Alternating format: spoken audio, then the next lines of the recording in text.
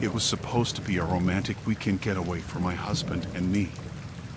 We had checked into a charming, old hotel tucked away in the countryside.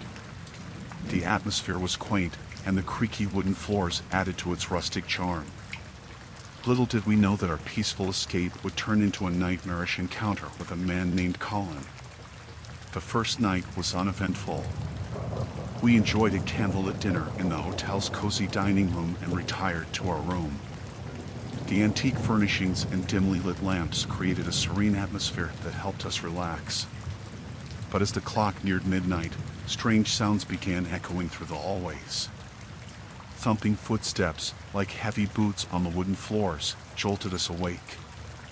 At first, we thought it was just another guest returning late to their room.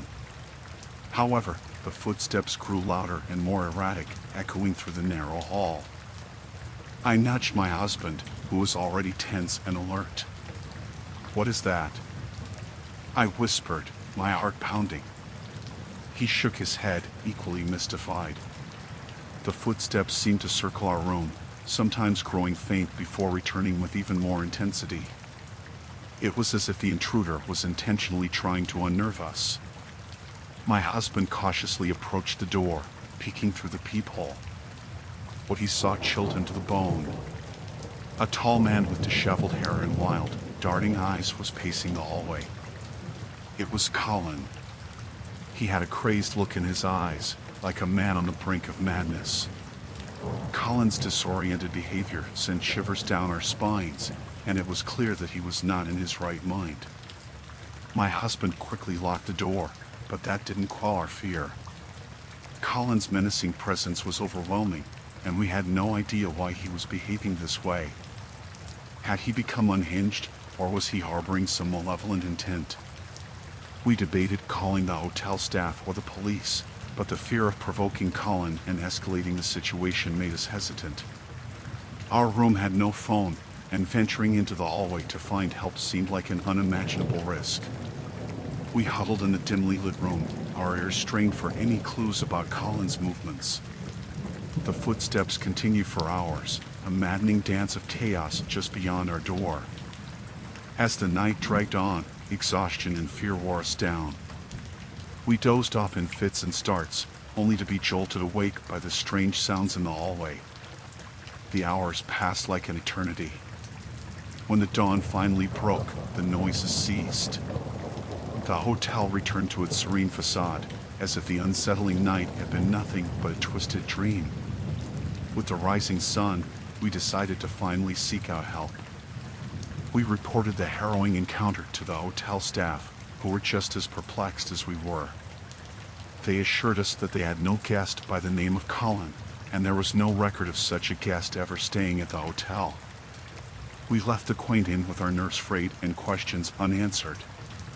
To this day, we wonder who Colin was and what had driven him to haunt our night in such a terrifying manner.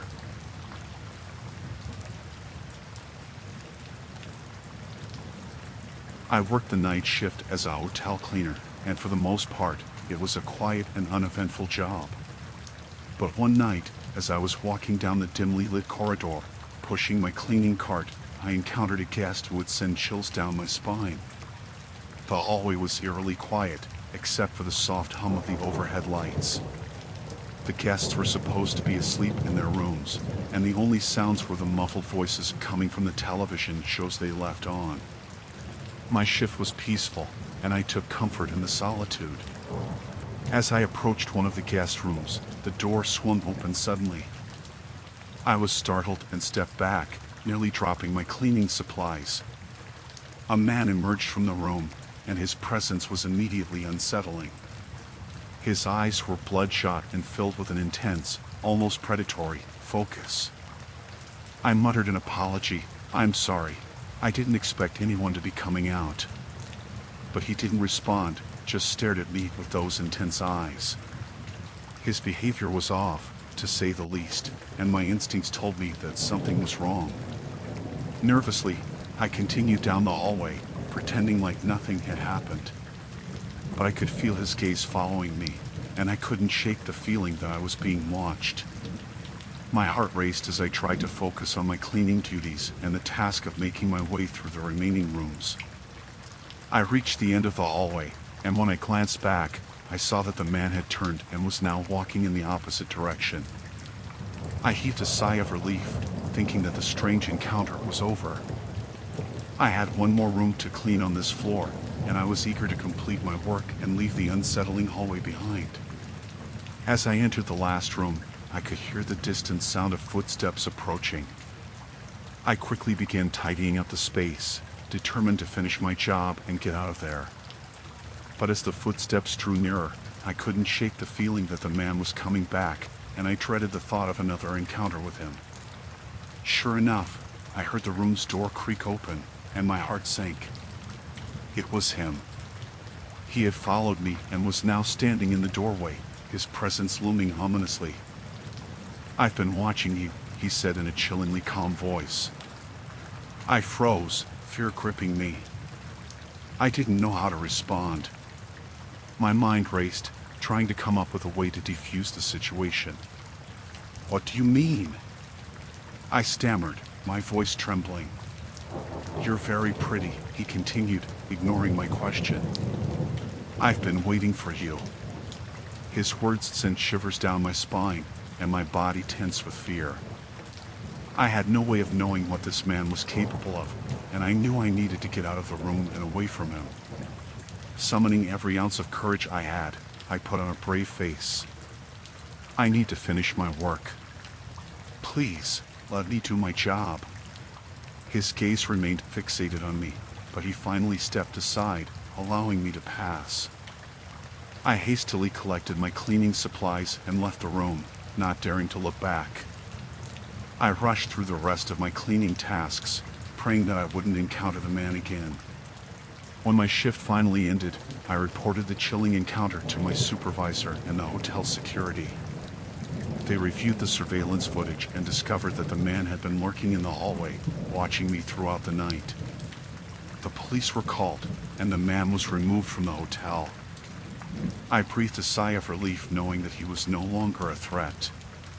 Still, the encounter haunted me, and I couldn't shake the feeling of vulnerability that had enveloped me that night. My experience as a hotel cleaner on the night shift had always been monotonous and uneventful, but that one terrifying encounter changed everything.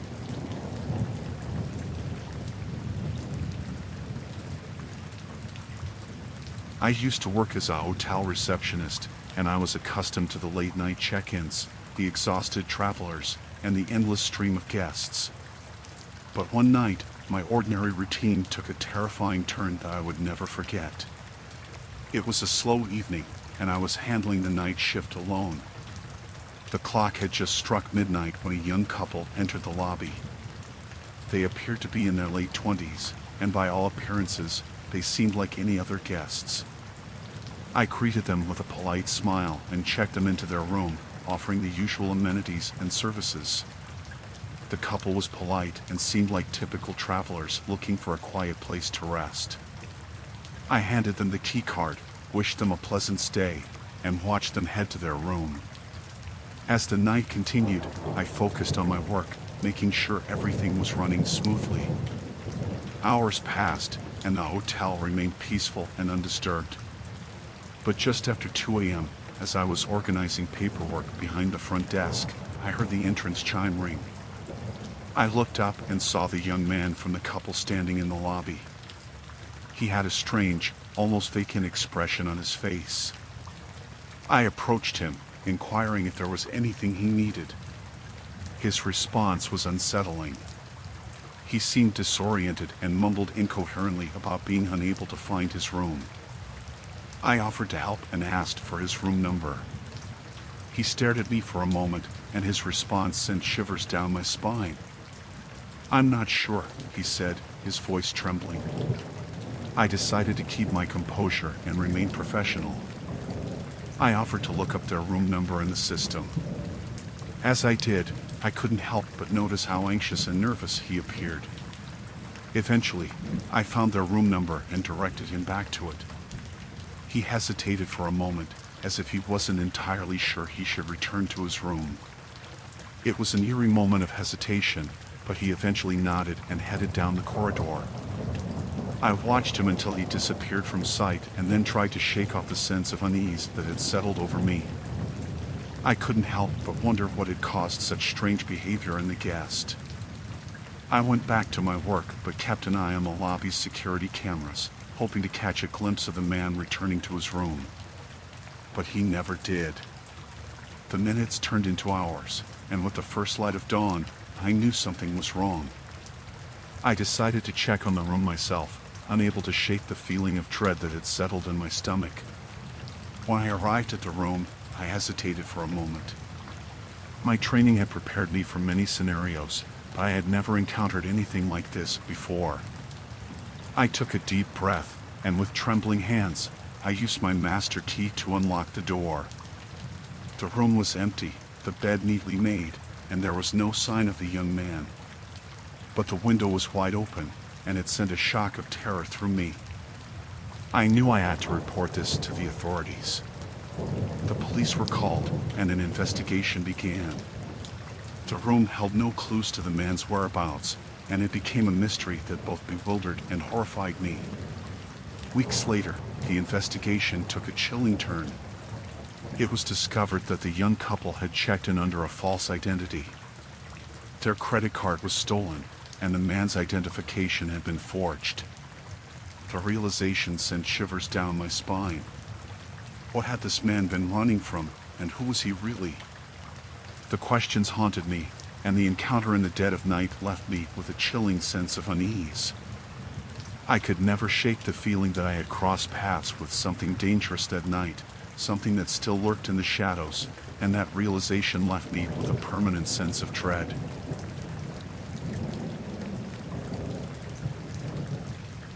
I'd bought an old hotel that had been closed for 2 decades. My vision was to convert it into luxury apartments, a project that I believed held great potential. Excitement and anticipation coursed through me as I headed to the property, ready for the first survey with the team of professionals. We arrived at the hotel one evening, just as the sun was dipping below the horizon. The place was a relic of the past, the grandeur of its architecture shrouded in neglect. As we entered, our flashlights pierced the darkness, revealing the forgotten beauty of the place. The surveyors, a group of seasoned professionals, began their work. We explored the ground floor, making notes of the areas that needed the most attention for the renovations. The creaking of floorboards and the distant scuttling of unseen creatures lent an eerie ambience to the whole endeavor, but I pushed aside my unease. However, as we made our way to the upper floors, our journey took an unsettling turn. On the second floor, we discovered makeshift beds, tattered blankets, and discarded food wrappers. My initial thought was that it was squatters, but as we ventured further, our unease grew. On the fourth floor, we found evidence that this wasn't just a temporary hideout for squatters, but something more sinister. The walls were adorned with strange, cryptic symbols and graffiti. My heart pounded, and I couldn't dismiss the sense of foreboding that was quickly enveloping me. Then, we heard a faint rustling in the darkened hallway. The surveyors and I tensed, our flashlights dancing wildly as we scanned the shadows. Out of the darkness, a disheveled figure emerged. The man, clad in ragged clothes, was gaunt and unshaven, his eyes sunken and vacant. But it was the gun he clutched in trembling hands that sent our fear into overdrive. The squatters were not your typical homeless individuals looking for shelter. They were something else, something far more dangerous. We were intruders in their domain, and they seemed prepared to protect it at any cost. The leader of the surveyors, a no-nonsense professional, spoke to the armed man in a calm and reassuring tone. He explained our purpose, hoping to defuse the situation. But the man's wild eyes showed no sign of comprehension. My heart raced as I watched the confrontation unfold. The man's finger twitched on the trigger, and the situation teetered on a precipice. My mind raced, contemplating escape routes and praying that this wouldn't end in violence. Suddenly, a door on our left swung open, revealing another squatter, this one wielding a rusty knife. The tension escalated as more figures emerged from the shadows, each carrying makeshift weapons. Our presence had disrupted the fragile balance they'd established in this long-abandoned place. In that dire moment, the surveyors managed to convince the armed man to lower his weapon. It was a small victory, but one that allowed us to escape the hotel. We quickly descended the creaky staircase, my fear urging me to run, but the need for caution keeping me moving at a controlled pace. Once we were back in the safety of the evening air, I let out a breath I didn't know I'd been holding. We called the authorities, reporting the squatters and leaving the resolution of the situation in their capable hands. As I stood in the darkened street, looking back at the looming silhouette of the hotel, I realized that my dream of turning it into luxury apartments had encountered an unforeseen and unsettling reality.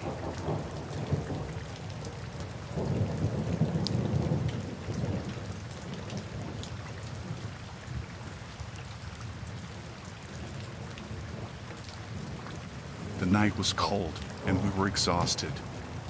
My wife and I had been driving for hours after attending a wedding in a distant town. The winding, deserted road stretched out before us, and fatigue was beginning to take its toll. The GPS showed no signs of civilization for miles, and the promise of sleep was a siren's call. Just as desperation started to seep in, a flickering neon sign pierced the darkness, "Motel vacancy." It seemed like a mirage, but there it was, the one thing we needed. We pulled into the motel's dimly lit parking lot, greeted by a few flickering bulbs and the low hum of the neon sign. The receptionist was a stern woman with an air of indifference. She didn't ask for IDs or any questions, just handed us an old, metal key with a tag that read Room 6. We didn't care about the lack of charm, all we wanted was a comfortable bed. The room, once we entered, was a time capsule from the 70s, complete with shag carpet and floral wallpaper. It was dingy but not unbearable, and we didn't mind. It was a roof over our heads, and that's all that mattered. Hours passed, and we drifted into a deep sleep, the events of the wedding day fading away. The room was silent, the only sound the occasional rumble of a passing truck on the distant highway. Then, a sudden, forceful knock shattered the stillness. My wife and I jolted awake, disoriented, unsure if we had heard correctly. But the second knock was even louder, more insistent, and we knew it was real. I stumbled to my feet and made my way to the door, my wife pulling the bedsheet around herself in anxious anticipation. I asked who it was, but there was no reply. Just another relentless knock. With a sense of unease, I cracked the door open, and my heart nearly stopped in my chest. Before me stood a man, tall and disheveled, his face twisted into a malevolent smile. He was a stranger, and his presence oozed danger. I felt a rush of panic and confusion. His voice was cold and detached, and he spoke with a bizarre intensity that made my skin crawl. He claimed to be the owner of the motel, but that couldn't have been true. The woman at the front desk was the one who had checked us in, not this sinister figure. My wife and I exchanged nervous glances, our instincts screaming at us to get out of there. The man's demeanor grew increasingly erratic as he continued to speak, his words making little sense. He seemed to revel in our discomfort, shifting his weight from foot to foot, the grin on his face growing ever more unsettling. As my wife and I exchanged whispers, we realized we needed to escape this eerie confrontation. It was an old motel, and the layout was straightforward. We decided to make a run for it, heading straight for the car. As we exited the room and sprinted toward the car, the man's eerie laughter echoed through the parking lot. Fear propelled us forward. We fumbled with the car keys, and I could sense his presence closing in. The engine roared to life, and we sped away from that dreadful place, leaving the sinister man and the grim motel far behind. We drove through the night, adrenaline coursing through our veins, putting as much distance between us and that chilling encounter as possible. We never reported the incident, but we couldn't erase the memory of that man's wicked grin or the way he spoke. It left us with a lingering sense of dread that still haunts our late-night drives.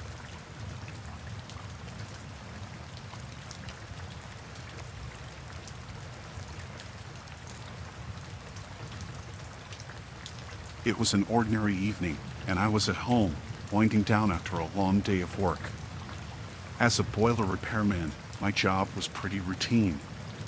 So, when I received a call from a small hotel about a boiler malfunction, I thought it would be just another job. They urgently needed someone to fix it, and I agreed to help, hoping to get it sorted quickly and head home to my family. When I arrived at the hotel, it was far from the glamorous image you might associate with such places. It was a small, run-down establishment that had seen better days. The manager, an elderly man, greeted me and explained that the boiler was located in the basement. He seemed anxious, and his hands trembled as he handed me the rusty iron key to the basement door. Carrying my toolbox, I descended the creaky stairs into the dimly lit basement. The air was heavy with a musty smell, and I could hear the soft hum of the malfunctioning boiler in the distance. As I approached it, I noticed a dark, splotchy trail leading away from the machine. Something had leaked or spilled around it. My initial thought was that it was a plumbing issue, but as I got closer, I realized this was far from normal. The trail didn't seem to be water, it was much thicker. I knelt down to get a closer look and discovered it was a trail of blood, fresh and still slightly warm. My heart began to race as my eyes followed the trail further into the darkness. The trail of blood led me to a gruesome sight. There, in the dim light, lay a lifeless body. Panic surged through me, and I stumbled back, nearly falling over. My mind raced as I tried to process what I had stumbled upon. The body, which appeared to be that of a young woman, lay in a pool of crimson, her lifeless eyes staring up at the ceiling. In shock, I fumbled for my phone to call the police. As I waited for them to arrive, I couldn't help but glance around the basement. My heart pounded, and my mind raced, wondering if the killer was still lurking in the shadows. Fear and dread wrapped themselves around me like a vice, and every creak, every distant sound, sent shivers down my spine. The police arrived soon after, and I recounted what had transpired. They began their investigation, and I was questioned extensively. I told them I had no knowledge of how the woman ended up there. The authorities seemed to believe me, but their suspicions still hung in the air. The days that followed were filled with anxiety and dread. The hotel was shut down, and the investigation into the woman's death continued. Rumors about the murder in the basement swirled throughout the town. It was a chilling experience, knowing that I had unwittingly stumbled upon a crime scene while simply trying to do my job. In the end, the police concluded that I had no involvement in the woman's death, and her murder remained unsolved. But that encounter in the hotel's basement haunted my nights, and I could never shake the eerie feeling that I had been in the presence of something truly horrifying.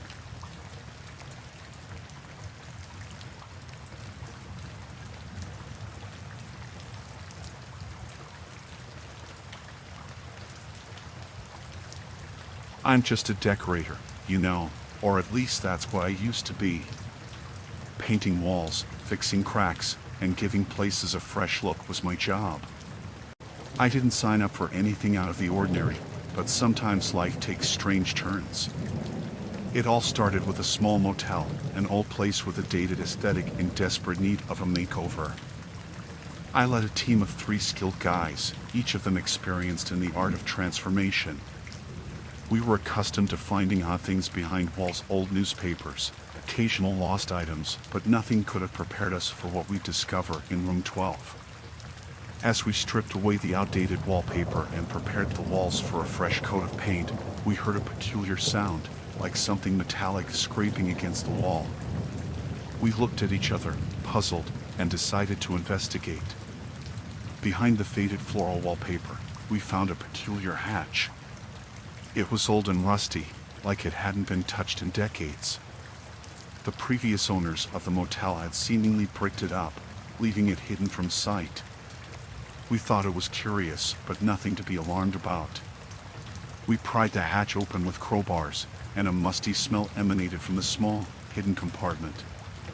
My heart pounded in my chest as I peered inside.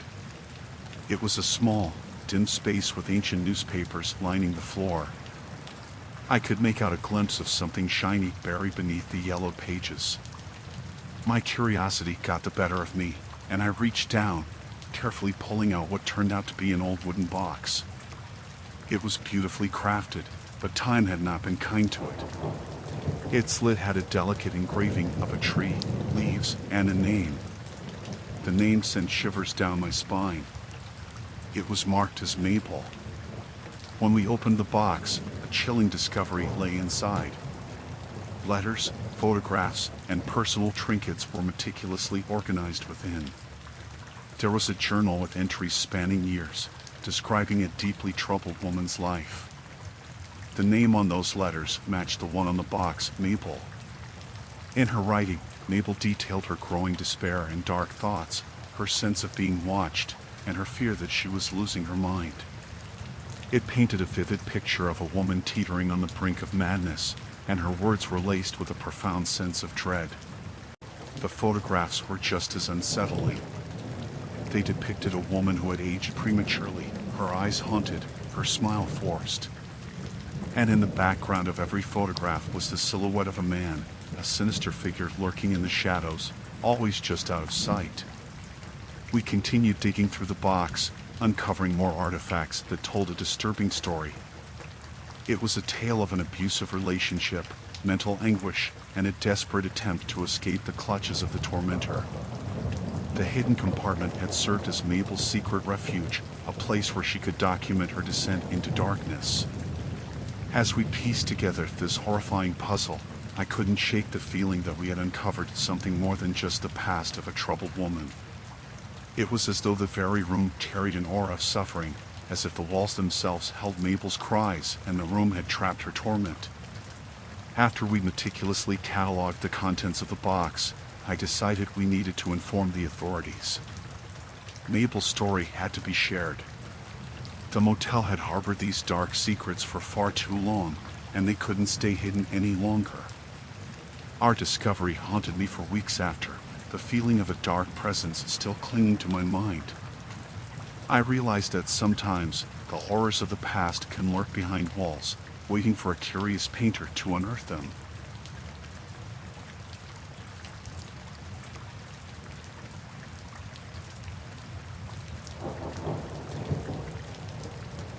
It was a dark and stormy night when I found myself entangled in a web of deceit. I had been living a double life, cheating on my wife with a coworker. Our secret meetings were becoming a regular occurrence, and this time I had booked a hotel room for a night of passion. Guilt nodded me, but desire pushed it aside as I climbed the stairs to the hotel room. The room was dimly lit, and the tension was palpable as we started to undress. The sense of secrecy and thrill hung heavily in the air. The two of us were lost in the heat of the moment, and all seemed forgotten as we indulged in our affair. But then, a small sound caught our attention, a soft creaking noise, like the hinges of a door. The room had no windows, and the only door was the entrance. We froze, our eyes locked in a state of sheer panic. The creaking grew louder, and a shadowy figure emerged from the dimly lit corner of the room. My heart pounded in my chest as the man stepped forward, revealing himself to be hiding in the wardrobe. He was disheveled, with wild, darting eyes. It was evident that he was in a state of distress, and his presence was nothing short of terrifying. The woman I was with let out a scream, and I, too, felt the fear course through my veins. We hastily grabbed our clothes, our previous passion replaced by sheer panic. I fumbled for my phone, ready to dial 911 if need be. The man in the wardrobe mumbled incomprehensibly, a strange and unsettling smile stretching across his face. He had clearly been watching us for some time, and the realization sent shivers down my spine. My guilt had pushed me into a situation more terrifying than I could have ever imagined. The woman I was with, in a fit of hysteria, bolted for the door and flung it open. She ran down the dimly lit hallway, her screams echoing through the hotel. I, too, dressed hastily, keeping an eye on the man in the wardrobe who remained disturbingly calm.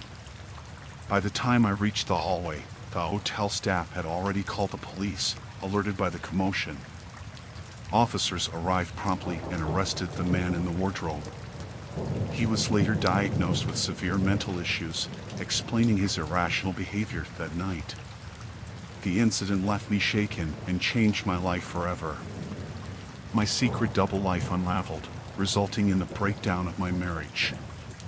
The woman from work distanced herself, no longer willing to be part of the chaos that had taken over my world. My transgressions had led me down a dark path, one that led to a chilling encounter I would never forget. In the aftermath, the incident became a harrowing reminder of the consequences of betrayal and deceit, a dark chapter of my life that I could never erase. I was left to grapple with the guilt of my actions and the terror of that night, forever haunted by the chilling encounter in that dimly lit hotel room.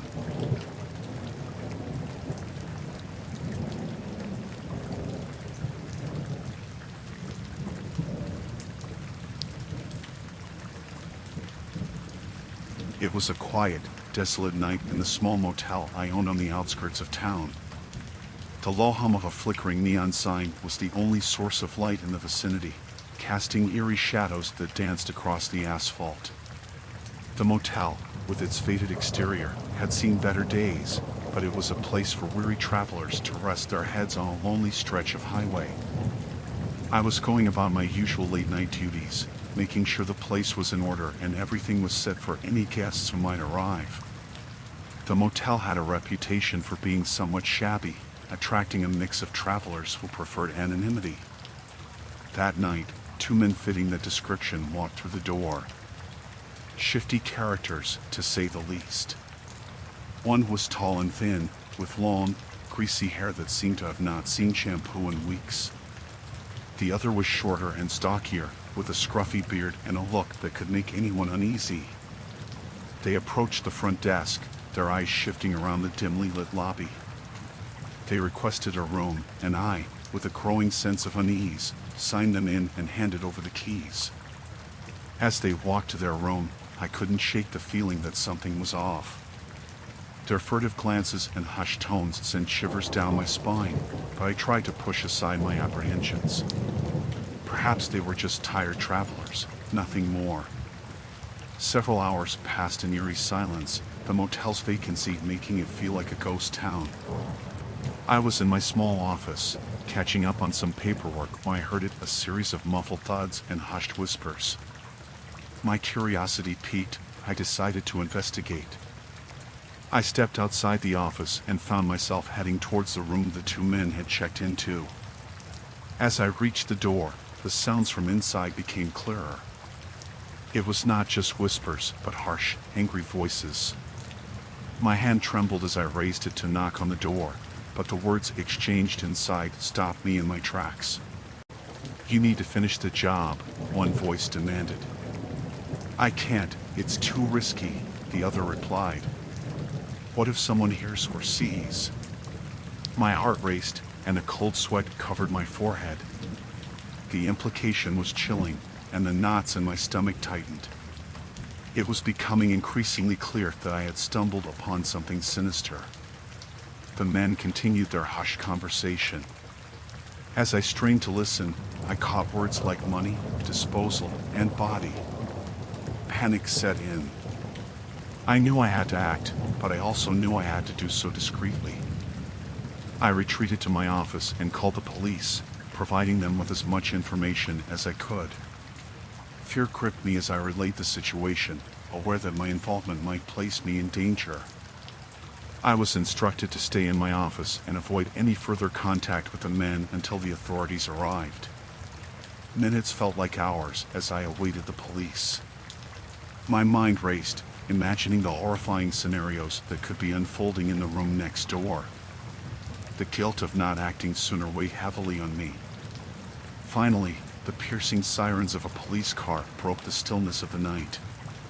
Multiple units arrived, and I guided them to the room of the two men. With guns drawn, they entered the room, and chaos ensued.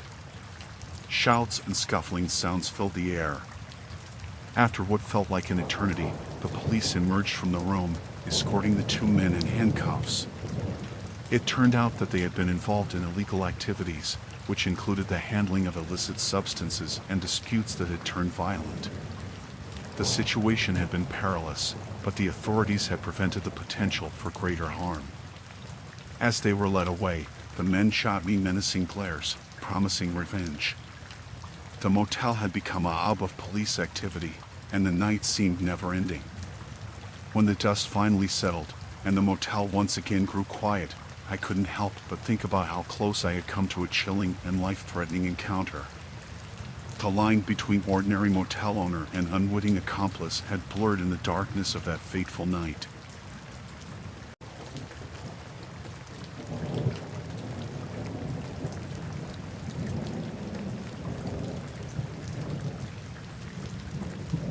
As a hotel inspector, my job required me to visit numerous establishments to ensure they met certain standards and maintained quality for their guests.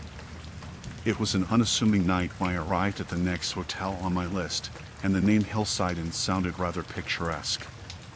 The air was heavy with a drizzling rain, casting a gloomy aura over the aging building that stood on the outskirts of town. The Hillside Inn had an unsettling history, known locally for a series of strange occurrences and the abrupt departure of a previous inspector who refused to return. Most unsettling of all was the guest room numbered 314. Some guests had reported eerie encounters within, and the room had become infamous in the hotel's history. My instructions were clear. I had to inspect every nook and cranny, including room 314. What could possibly be wrong with a hotel room, I thought. I would soon discover that some mysteries are best left unsolved. The hotel lobby was dimly lit, adorned with dusty, antique furniture, and the hushed whispers of guests echoed around. The receptionist handed me the key to room 314 with a peculiar smirk that sent shivers down my spine. The rain outside was now pouring heavily, casting eerie shadows in the narrow hallway as I approached the infamous door. Unlocking the door revealed a room that seemed ordinary at first glance. The bed was neatly made, the curtains were drawn, and the room was chillingly silent. It was as if the very air had a weight of its own. With a clipboard in hand, I began my inspection. Everything appeared routine until I reached the bathroom. Upon entering, I was greeted by a disconcerting sight. The bathroom mirror, usually reflecting the sink, was obscured by something unusual. In the fogged glass, the words "Find me" had been etched. A shiver ran down my spine. It had been too quiet, and the air in the room felt dense and suffocating. Tentatively, I examined the rest of the bathroom, but nothing seemed out of place. I couldn't fathom who or what had left that message. As I moved back into the main room, the unease continued to grow. I couldn't shake the feeling that I was now alone. A chill crawled up my spine, and I turned to see an indistinct figure standing in the corner, partially obscured by the dimness of the room. Fear seized my heart as I realized I was now alone in room 314. I stammered out a question. "Who are you?" The figure remained silent, its form shifting and wavering as if it were not entirely solid. Panic washed over me as I fumbled for the door, desperate to escape. The corridor outside the room was now in total darkness. My only source of light was my trembling flashlight, but its beam seemed feeble against the encroaching darkness. The echo of my own footsteps filled the narrow corridor as I fumbled my way towards the stairs. The air felt heavy, and a sinister presence loomed around every corner. Descending the stairwell, I reached the ground floor, but the eerie silence was disrupted by distant, unidentifiable whispers. Panic and dread surged as I realized that the whispers seemed to be getting closer.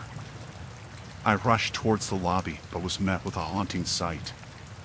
The once empty lobby was now filled with shadowy figures. Their eyes glowed with an eerie, ethereal light. The receptionist who had handed me the key earlier was among them, and she wore a malevolent grin that sent a shiver through my very core. The specters advanced with outstretched arms, their whispers growing louder, though their words remained incomprehensible. Without hesitation, I turned and fled through the lobby's exit, back into the drenching rain outside. The hillside inn loomed behind me, a sinister silhouette against the stormy night. I ran until I reached the nearest town, my heart pounding, and my mind a whirlwind of fear.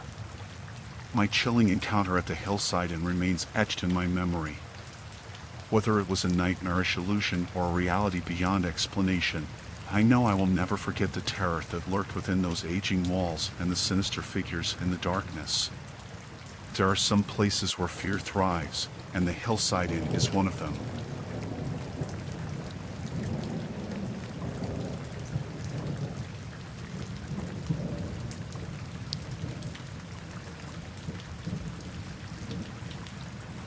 It was a peculiar blend of nostalgia and adventure that led my friends and me to explore the abandoned Crestwood Motel.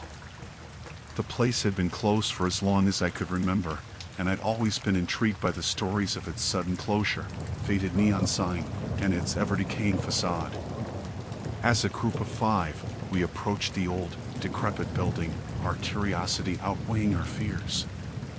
The sun was beginning to dip below the horizon, casting long shadows that stretched across the cracked pavement. With a sense of apprehension but an equal measure of excitement, we crossed the threshold of the Crestwood Motel. The air was thick with the musty smell of time, and dust motes danced in the feeble beams of late afternoon sun filtering through shattered windows. We ventured through the desolate lobby, where cobwebs hung like macabre decorations, and fallen ceiling tiles littered the floor like discarded memories. The front desk, once a bustling hub of activity, now stood as an abandoned island amidst the vast sea of decay. It was here that we first encountered a sign of something amiss, an empty tin can, as if someone had recently dined here. Our exploration led us deeper into the motel's bowels. We crept down dimly lit hallways, our footsteps echoing in the stillness. It was hard not to feel like unwelcome intruders in a place that time had forgotten. My friends nervously whispered tales of the motel's closure, stories of debt, criminal activities, and rumors of squatters who had once occupied this forsaken place. As we delved further into the labyrinthine maze of the motel's deserted rooms, a sudden chill raced down my spine. In a darkened corner of the hallway, we spotted a makeshift bed constructed from old mattresses and tattered blankets. It was evident that someone had recently sought shelter here.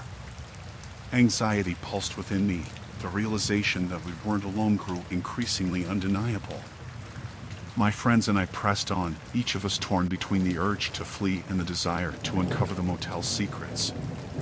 The closer we came to the source of the chill, the more our unease grew. We approached a room from which a dim light leaked beneath the door, casting an eerie glow in the corridor. Gingerly, I pushed the door open, and the sight that met us was enough to freeze the blood in our veins. There, huddled in the corner of a room filled with dilapidated furniture, was a tall, scruffy man. His hollow, sunken eyes stared at us with a mixture of weariness and madness. In a trembling voice, I asked the man who he was and what he was doing in this forsaken place. He didn't answer. Instead, he clutched a rusty pipe as if it were his lifeline, his eyes reflecting a vulnerability that was deeply unsettling.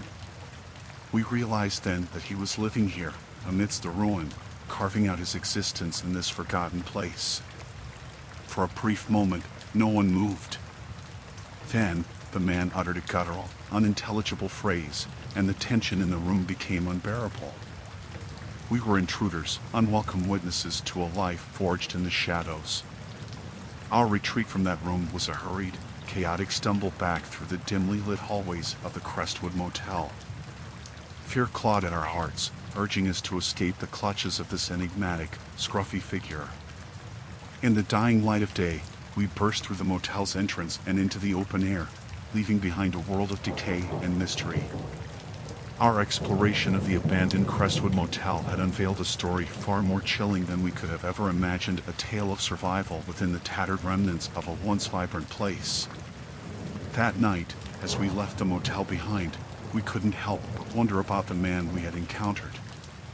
He was a haunting presence, an enigma entwined with the motel's history, a part of the story we would never fully understand. Our journey into the forgotten corners of the Crestwood Motel had taught us that reality can be more terrifying than any ghost story.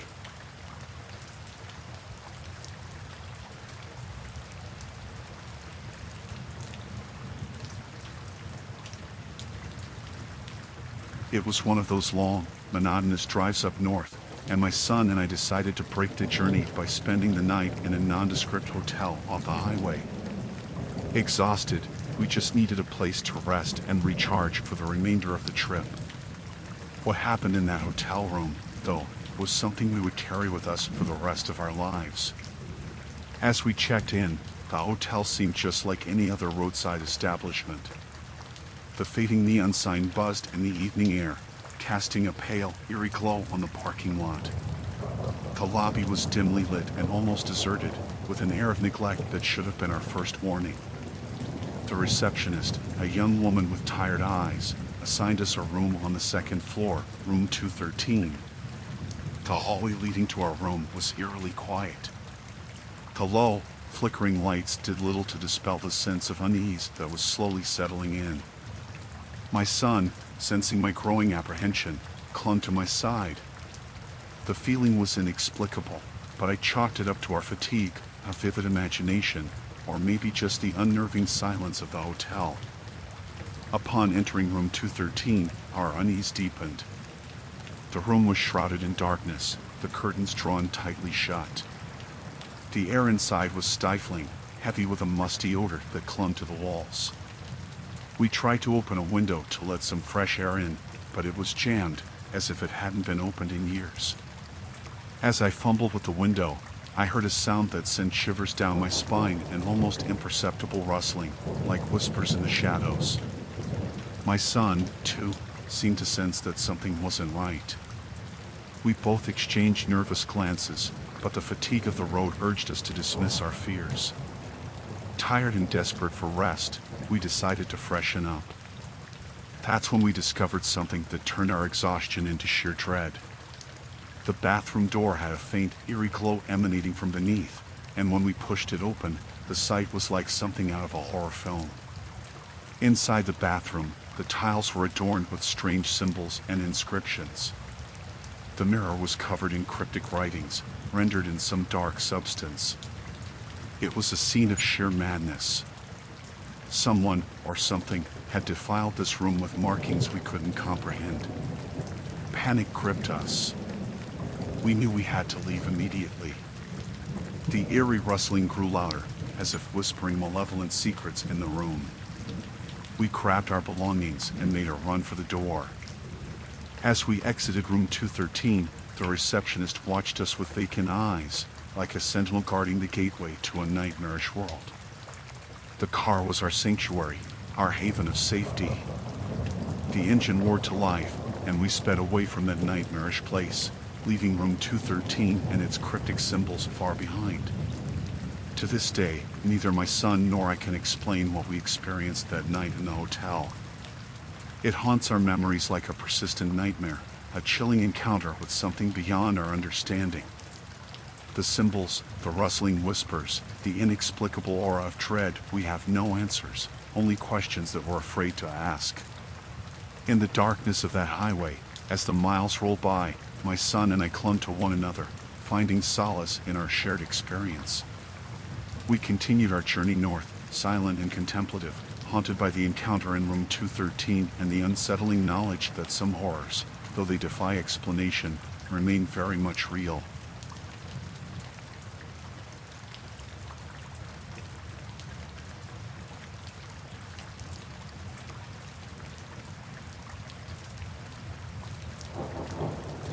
The call came at around 3 a.m., dispatch crackling with urgency. Unit 12, we have a report of a disturbance at the Sunset Motel. Caller heard screams and loud noises in one of the rooms. Approach with caution, over. I acknowledged the call and wasted no time. I flipped on my lights and siren, speeding through empty streets to the Sunset Motel, a rundown place that had seen better days. I pulled up, noting room 4, where the commotion had been reported. The night was dark, and only the flickering motel sign broke the inky blackness. I stepped out of my cruiser, hand resting on my service weapon. With a quick radio check-in, I informed dispatch of my arrival and approached the room. The door was ajar, revealing a dimly lit interior. Police. Open the door slowly. I called out, my voice authoritative, but concern coursing beneath the surface. The door creaked open to reveal a man, unshaven, wild-eyed, and drenched in sweat. He clutched a trembling woman in a stranglehold. 2 other terrified individuals huddled on the room's disheveled beds. I maintained a cautious distance, radioing in the situation and requesting backup. The man's eyes darted around, his grip on the woman growing tighter. He was agitated, desperate, and I knew one wrong move could have dire consequences. Sir, let the woman go. We can work this out, I said, my voice calm and measured. He glared at me, eyes filled with despair and fury. You don't understand, man. You don't understand what they did to me.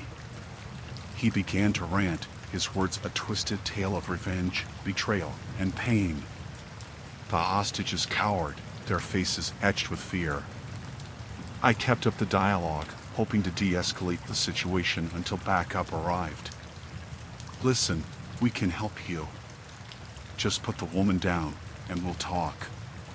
But he wouldn't release his grip, and with every passing second, tension thickened in the room.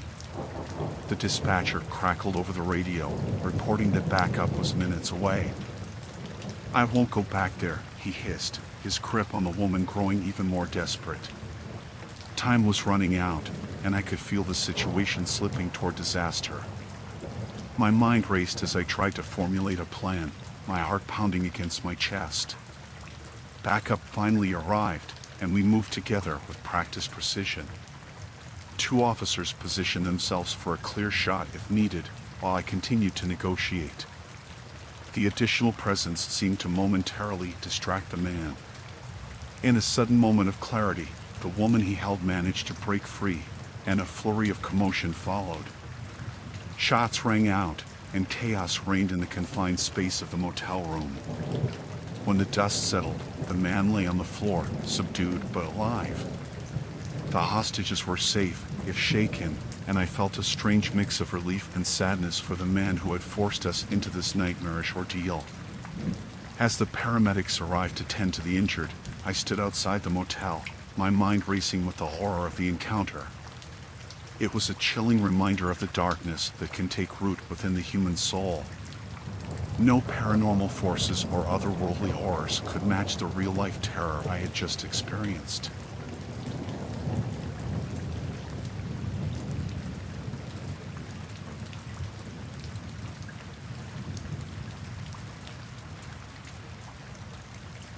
Working the night shift at a quaint, family-run hotel was usually uneventful. I'd greet late arrivals, tidy the lobby, and occasionally serve a nightcap to weary travelers. But one particular night, as the witching hour approached, my usual sense of routine gave way to something inexplicable. A frail, elderly lady entered the lobby, her footsteps slow and deliberate. Her presence sent shivers down my spine. I couldn't put my finger on it, but something about her was deeply unsettling. Her eyes, though glazed with age, held a piercing intensity that met my own in a silent challenge. "Good evening, ma'am. How can I assist you?" I inquired, maintaining my professional demeanor.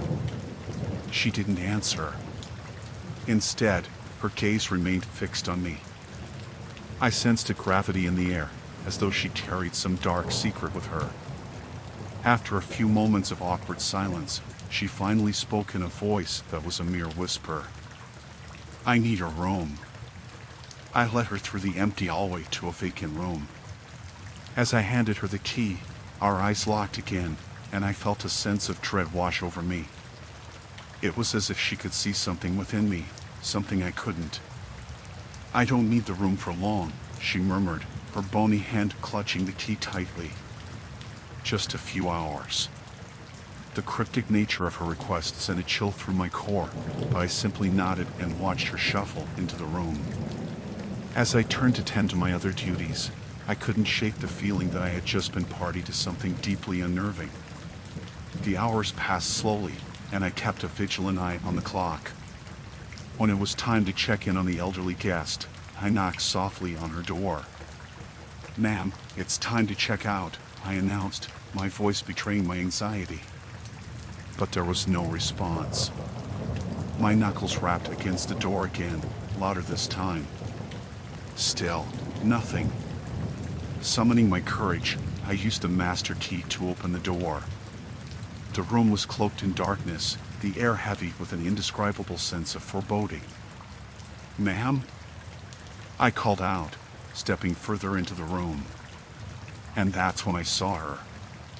The elderly lady was standing in the corner, her eyes unblinking, her thin lips curled into a sinister smile. But the true horror lay in her hands, which held a blood-stained knife. It wasn't just any knife, it was one from the hotel's restaurant. My heart raced, and I fumbled to retreat, but the door had slammed shut behind me. I was trapped in this macabre scene. The old lady slowly advanced toward me, the knife glinting in the dim light. I tried to reason with her, to understand her motives, but her eyes, those dark and malevolent eyes, gave nothing away. The standoff between us seemed to stretch for an eternity. Every step she took, I matched with my own desperate retreat. But the room was small, and my escape was impossible. Finally, she lunged at me, her frail frame masking a horrifying strength.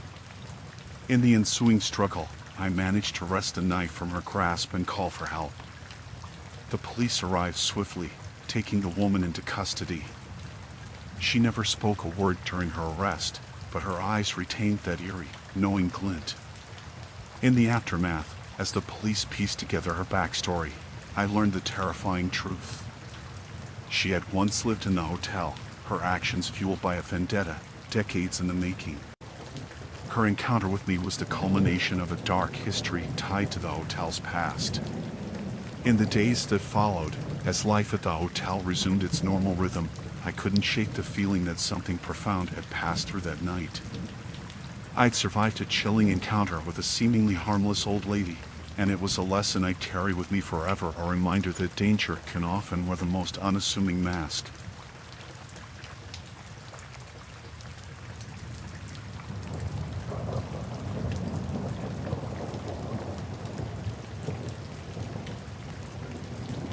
A few years ago, I decided to travel to Japan, a place I had always dreamed of visiting. The journey had been incredible so far, exploring Tokyo's bustling streets and immersing myself in the rich culture. But one night in a small, quaint hotel, my adventure took a terrifying turn. I had checked into the charming family-run hotel in a quiet neighborhood, seeking a more authentic experience. The elderly couple who ran the place were warm and welcoming, and I felt at ease. That night, I settled into my modest but cozy room, the soft glow of a lantern providing a comforting ambience. Sleep eluded me, so I stayed up, reading and occasionally glancing out the window into the dark streets. Then, as the clock in my room struck midnight, a strange sound caught my attention. It was like a low, guttural moan, a sound that sent a chill down my spine. I dismissed it as my imagination, but then it came again, unmistakably from outside my window. I carefully drew the curtain aside and peered into the dimly lit alley below. There, under the flickering streetlight, stood a man. He was tall and thin, his silhouette barely discernible in the darkness.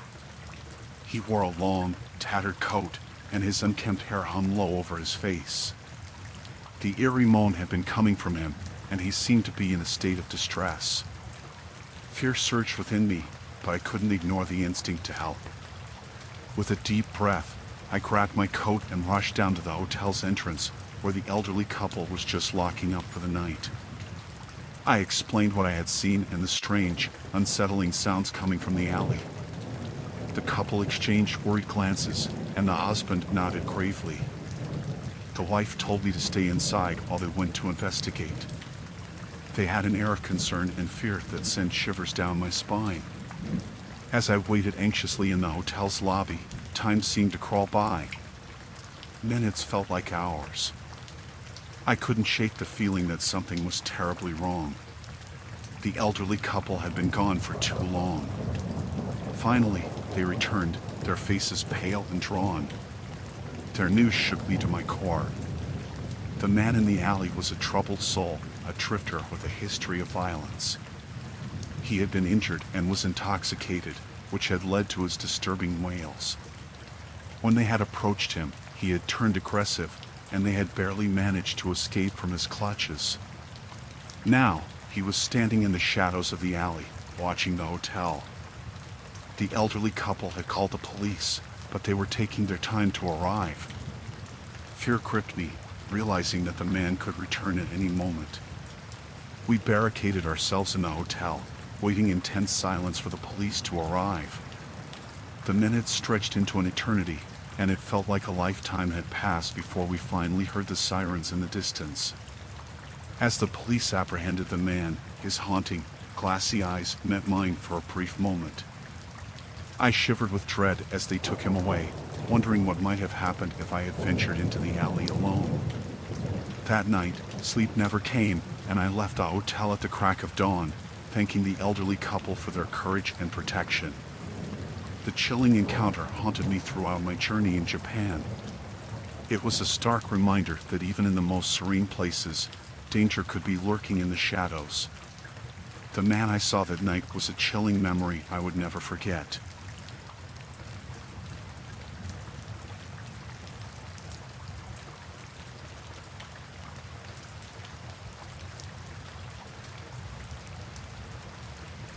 I was never one to believe in things that go bump in the night or spooky tales about haunted hotels.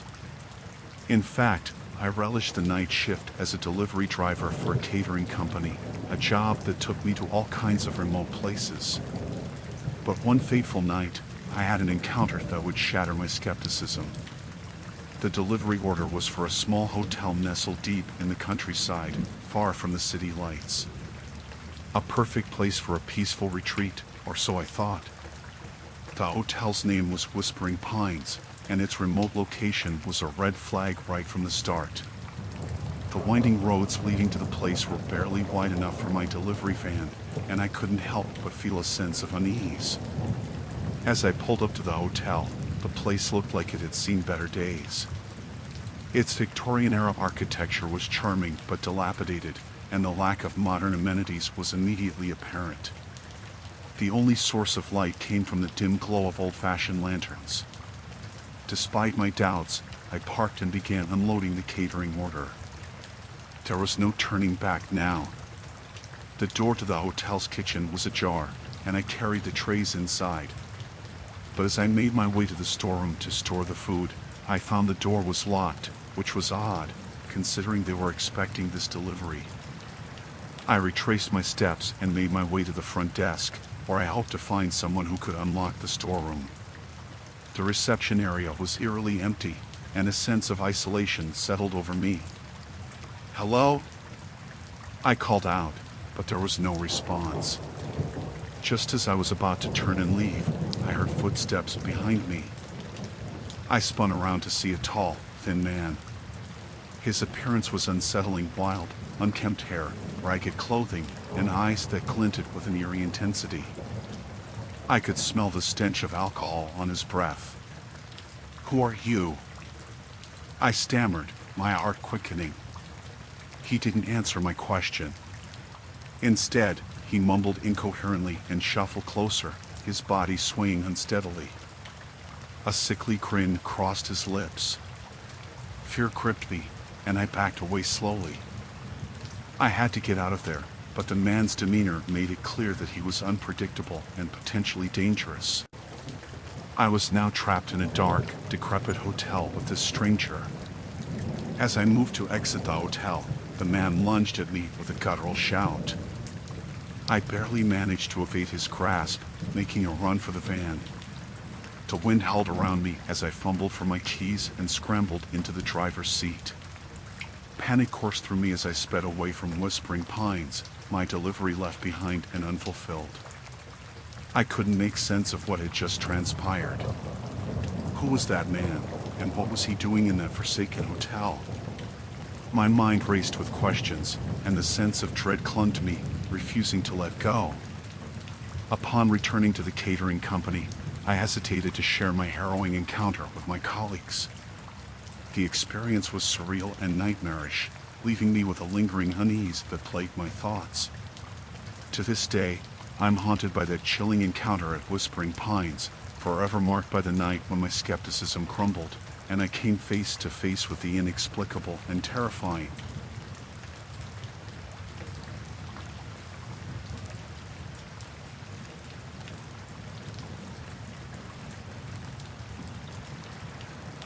I had checked into the Crossroads Motel on the outskirts of a small, desolate town, and it was clear that this place had seen better days. It was the only option for miles, and my weariness from the long drive had left me with no choice but to spend the night there.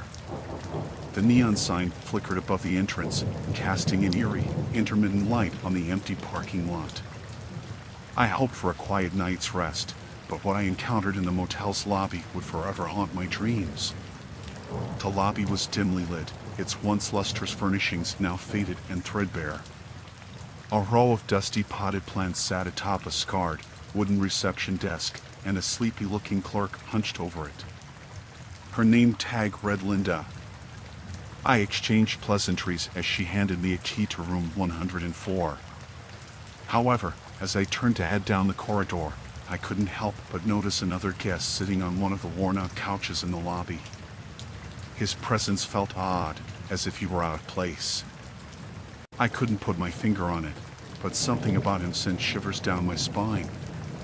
He was a middle-aged man, disheveled and wild-eyed, staring blankly at the faded painting on the wall.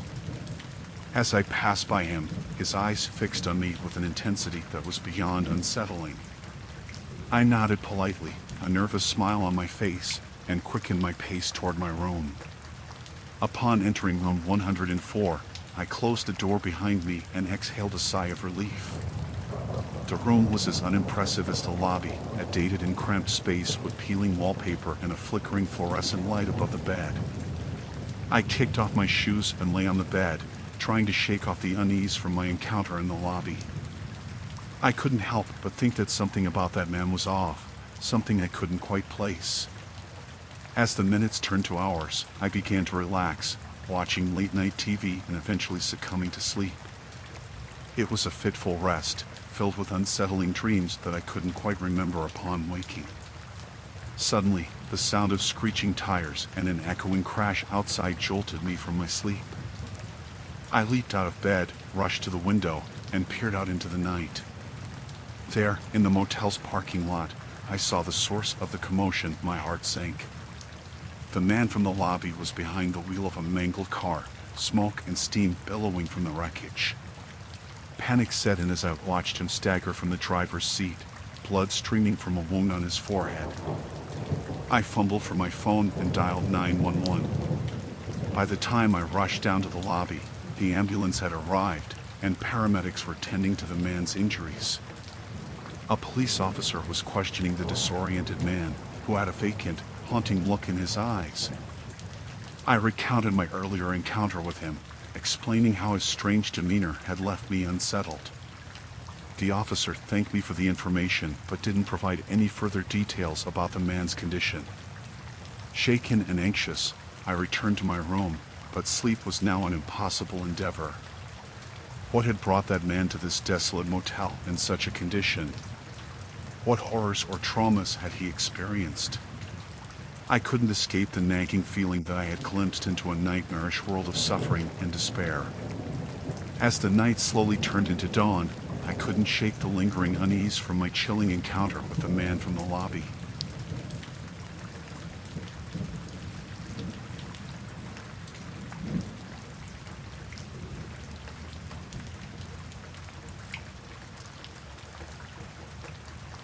I was used to late-night shifts as a room service attendant at the Grand Plaza Hotel. The place had its quirks, but it paid the bills. It was an ordinary evening, and I had an order for room 312, a standard guest room on the 3rd floor. I gathered the tray with a covered plate and a bottle of wine and headed up in the dimly lit elevator. As I approached room 312, I could hear muffled sounds from behind the door. Soft, yet unnerving, like someone whispering. I knocked politely, announcing myself as room service.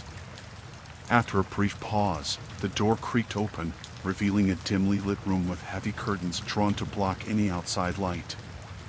The guest who opened the door was a man, middle-aged, with a haggard expression and disheveled hair. He was wearing a wrinkled suit, and it was evident that he had seen better days. I greeted him with a polite smile and began setting the tray down on the table, my eyes briefly scanning the room. It was filled with a pungent smell of stale cigarette smoke. The man's gaze was fixed on me with an unsettling intensity. I could feel his eyes, cold and piercing, boring into me. There was an awkward silence as I uncovered the plate and presented his meal. The room was eerily quiet, and the only sound was my own breathing. As I offered the wine, he reached out to take it, his hand trembling slightly. He spoke in a low, almost conspiratorial tone. "You know, I'm not usually one for small talk, but you seem different from the others." I forced a polite chuckle, trying to maintain a professional demeanor. "Different? How so?"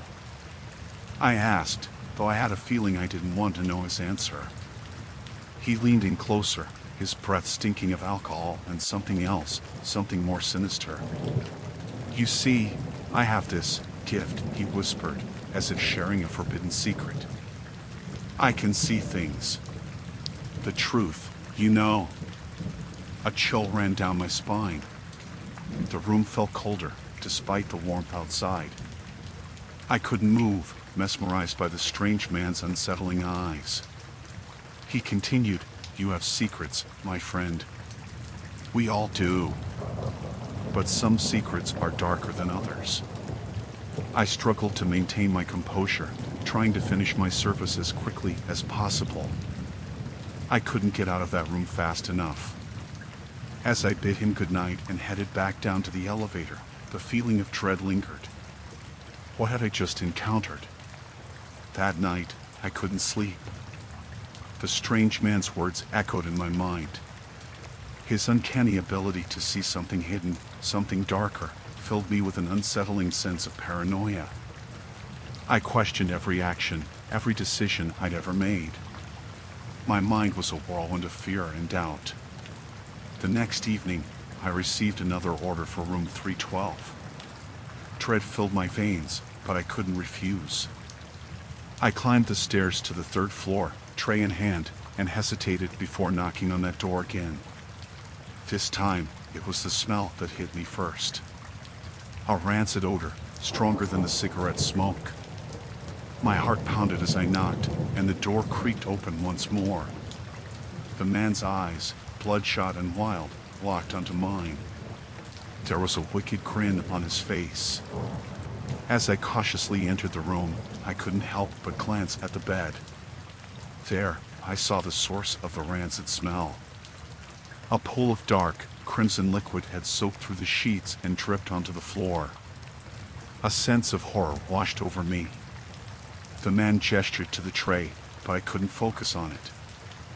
I couldn't ignore the sinister tableau before me. My instincts told me that I needed to leave, that I needed to get out of there as fast as I could. But the man leaned closer, his voice a sinister whisper. "You know what I see, don't you? The truth, my friend." I managed to mutter something about needing to check on another guest and fled the room. Once I was safely out of the hotel, I called the police. The authorities arrived and discovered a gruesome scene in room 312. It turned out that the man had a history of violent crimes and had been on the run. He'd been using the hotel as a hiding place, and I had unwittingly walked into his terrifying world. That chilling encounter haunted me for years. It was a nightmare I couldn't escape. The Grand Plaza Hotel, once a place of mundane late-night work, had transformed into a house of horrors. It reminded me that darkness often lurked where you least expected it, hidden behind the veneer of ordinary life.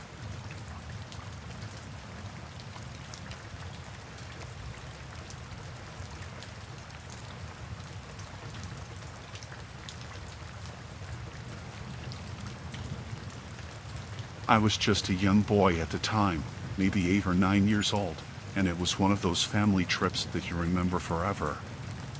We stayed at the Grand Haven Hotel, a quaint old place in the woods. My parents and I occupied room 23, and despite its rustic charm, the place had an eerie feeling to it, with creaking floors and dimly lit corridors. The trip had been pleasant, filled with hikes, picnics, and stories by the campfire. The day had turned into night, and I drifted off to sleep under the soft, warm sheets, my parents nearby. That's when my nightmare began. I awoke in the middle of the night, disoriented, and called out for my parents. There was no answer. Panic washed over me as I realized they were gone. The room felt different, like the air had thickened with dread. I peered around, searching for them, but they were nowhere to be found. In a state of confusion and fear, I rushed out of the room and into the dimly lit hallway. I called out for them, but my voice seemed to get swallowed by the silence. The hotel, once lively with other guests, now felt hauntingly deserted. I scoured the entire building, my heart pounding in my chest, but there was no sign of my parents. As I reached the lobby, I was met with a disturbing sight. The front door was wide open, and the night's chilling breeze swept in. The hotel was eerily quiet. My parents' car was still parked outside, but they were nowhere to be seen. Tears welled up in my eyes as I frantically approached the front desk. A burly night clerk, half asleep, listened to my frantic explanation. He made a phone call, and soon, the police were on their way. Hours passed like an eternity, the realization that my parents were missing gnawing at my young mind. Finally, the police brought some answers. They found my parents, bound and gagged in the woods nearby. The officers explained that the assailant had been targeting a wealthy businessman staying at the hotel, believing my father was him. When my parents didn't comply with his demands, he'd left them in the woods, helpless. Though my parents were alive, they were shaken and bruised. The traumatic experience haunted them for years, and our idyllic family trip had transformed into a nightmare. It became a story rarely spoken of, a wound that never quite healed. That night at the Grand Haven Hotel had imprinted a sense of vulnerability and fear deep within my young heart. The safe haven I'd once known had become a place of darkness and despair. It was a chilling encounter that left scars not only on me, but on my family as well. We couldn't erase the memory of that terrifying night when the innocence of childhood had been shattered by a cruel reality.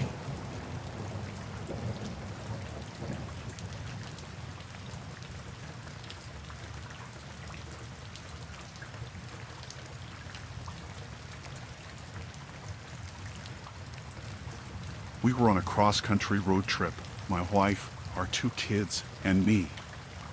It had been a long day of driving, and as dusk settled in, we decided to pull into a small, nondescript motel we came across. The neon sign flickered, vacancy and tiredness guided our choice. The motel was the kind of place you'd miss if you blinked. The kids were exhausted, and my wife was already carrying a sleeping toddler. I parked our car in the nearly empty lot under a flickering lamppost. The few other cars in the lot were worn and aged, matching the motel's shabby exterior. As I got out to stretch my legs and help my wife with the kids, I noticed an old, beat-up sedan parked at the far end of the lot, its engine running. It seemed odd, given the time of day, but I brushed it off, thinking maybe the owner was about to leave. We gathered our sleepy kids and belongings, heading towards the reception. Just as we passed the old sedan, I heard the engine rev up, and my heart quickened. Out of the corner of my eye, I caught a glimpse of the driver, a disheveled man with unkempt hair and a wild look in his eyes. With the motel keys in hand, I hurried my family inside and locked the door. The kids were oblivious, but my wife and I exchanged worried glances. What was this man's deal? I peeked through the curtain, keeping an eye on the old sedan. It remained parked, its engine still running, as the night grew darker. We decided to order some food and stay inside our room, hoping that the unsettling man would eventually leave. But time passed, and he showed no sign of moving. We tried to distract ourselves, watching TV with the kids and pretending everything was fine. Around midnight, the motel's parking lot grew even quieter. The occasional car that had been there had departed, leaving us in an eerie silence.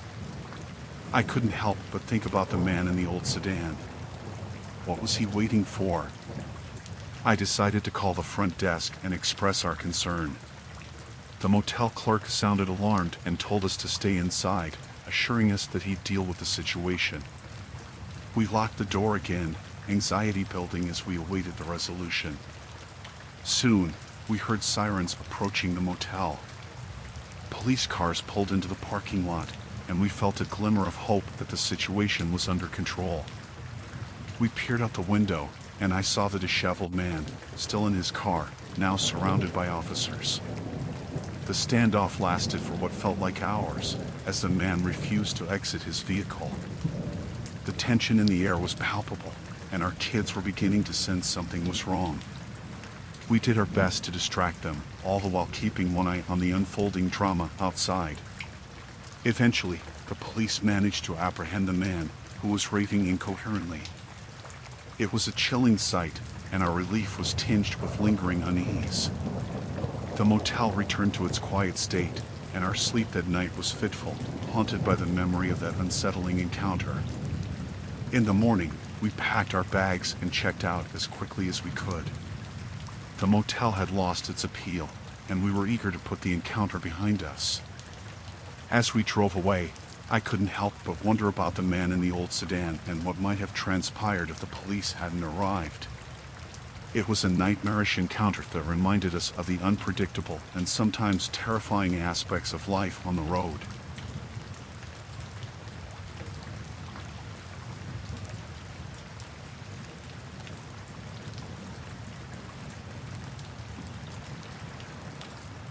It was one of those dark, rainy evenings that seemed to last forever. I was in a small town for a business trip, and the only option for accommodation was a quaint old hotel. The lobby's dimly lit chandeliers barely pierced the gloom, and the antique furniture had seen better days. The night was meant to be uneventful.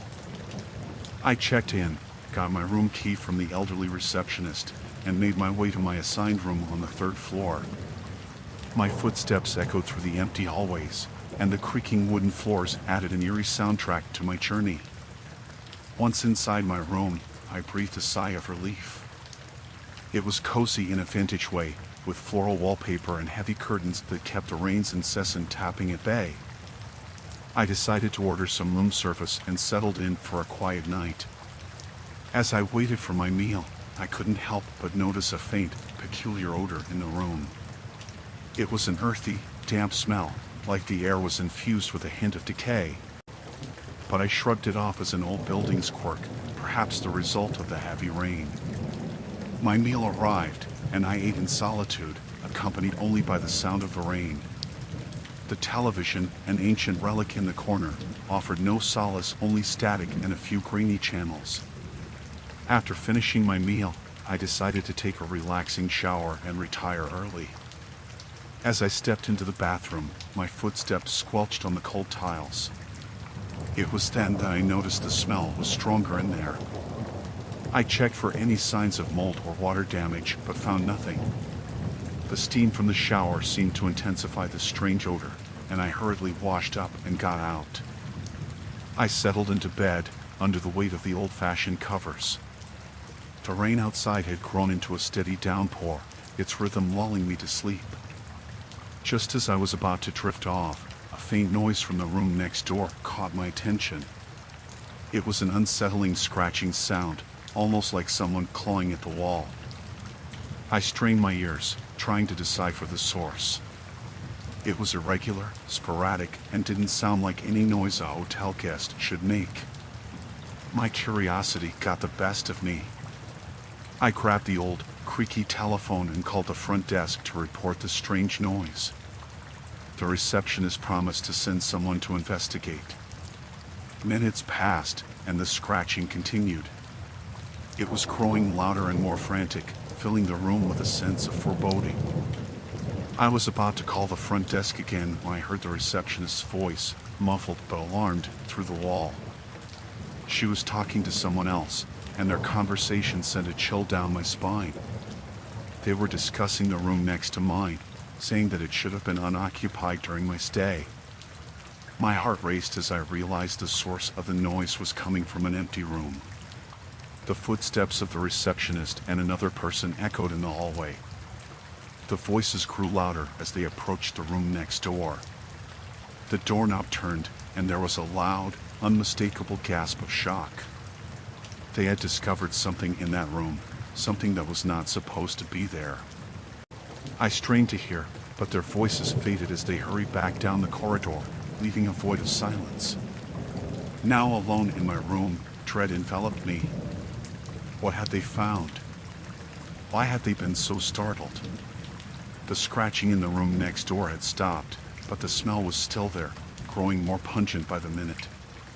Torn between fear and curiosity, I made a decision. I had to know what was in that room. I grabbed my room key and carefully stepped out into the hallway. The oppressive silence weighed on me as I approached the door of the neighboring room. As I stood there, key trembling in my hand, I couldn't help but think about the musty smell, the strange noises, and the words of the receptionist. It was all leading to one horrifying possibility. With a deep breath, I inserted the key and slowly turned the handle. The door creaked open to reveal a scene that would forever haunt my nightmares. Inside, bathed in the dim glow of a single, flickering light bulb, I saw an emaciated figure, a person, or what remained of one, trapped between life and death. A tangle of matted hair obscured their face, and their frail form was bound by tattered clothes. In the corner of the room, scratch marks covered the walls like a desperate plea for escape. The room was a prison, a nightmarish confinement for a soul long lost to the world. Panic surged through me as I stumbled back into the hallway, slamming the door shut. My mind raced, unable to comprehend the horrors I had just witnessed. I ran to the lobby and demanded an explanation from the receptionist. She was trembling as she told me the chilling story. The room had been sealed and unoccupied for years, ever since a tragedy took place within those walls. A previous guest had vanished, leaving behind only a cryptic message etched into the walls of their room, words that hinted at a malevolent presence. Tales of this room's cursed history had circulated among the staff, and it was meant to remain sealed and empty. Yet, somehow, it had been occupied by that tormented, wretched figure. The police were called, and the room was resealed. I couldn't get out of that hotel fast enough, leaving behind the haunting memories of a night I'd never forget.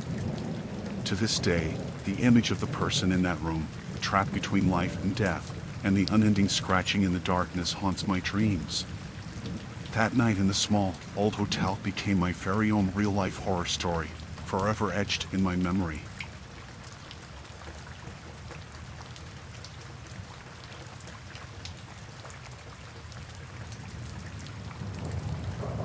I had checked into a moderately priced hotel for a solo weekend getaway.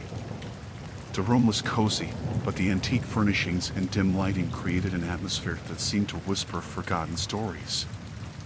I wasn't the superstitious type, but the old building did have a certain eerie charm.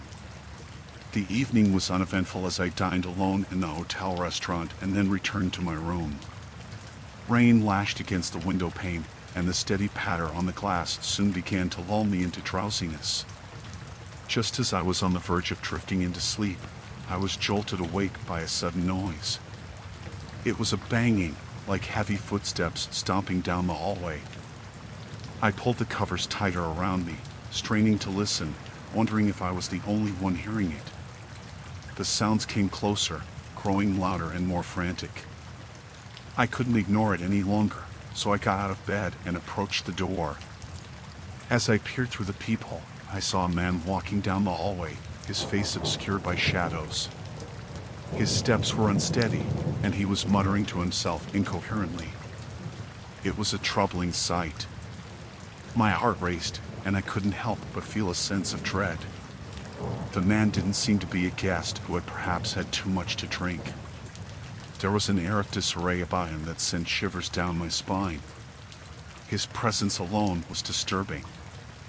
I had locked the door when I entered the room, but I quietly slid the security chain into place, just to be safe. The man was still wandering the hallway, pausing at random doors as if he were searching for something or someone. My mind raced with questions and fears. Why was he behaving like this? Should I call the front desk? Was he dangerous, or was he merely lost in his own world? Then, as quickly as he had appeared, he turned and began to walk away. I exhaled in relief, thinking that he would soon disappear into the maze of the hotel's hallways. But my relief was short-lived. In the dim light, I saw him stop just a few doors down from mine, outside another guest's room. He seemed to fumble with something, and before I could react, the door to that room creaked open. The guest inside must have been as shocked as I was, because a muffled gasp of surprise reached my ears. The man staggered into the room, and the door swung shut behind him. Panic surged through me. My first instinct was to pick up the phone and call the front desk to report the incident. I struggled to remain as calm as possible, explaining the situation to the hotel staff. The receptionist promised to send security immediately. All I could do was wait and hope that the situation would be resolved without further incident. Every second felt like an eternity as I stood by the door, straining to hear any sounds from the neighboring room. It was only a matter of minutes before I heard muffled voices in the hallway and the reassuring sound of the security team approaching. After a brief confrontation, the man was led away, his protests growing fainter as they receded down the hallway. The following morning, I couldn't help but feel shaken. I had so many unanswered questions. Who was that man? What had driven him to act so erratically?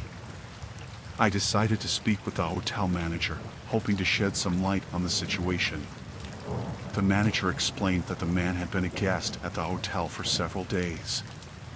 He had checked in under an alias, and nobody suspected that he would cause any trouble. It seemed he had a mental health crisis, which explained his strange behavior. He had been removed from the premises and would receive the necessary help. Though I was relieved to hear that he had not posed a direct threat, the encounter had left me deeply unsettled. I couldn't help but wonder about the thin line that separated safety and danger in the most unexpected places. The rest of my stay passed without incident, and I returned home, eager to leave that unsettling hotel behind.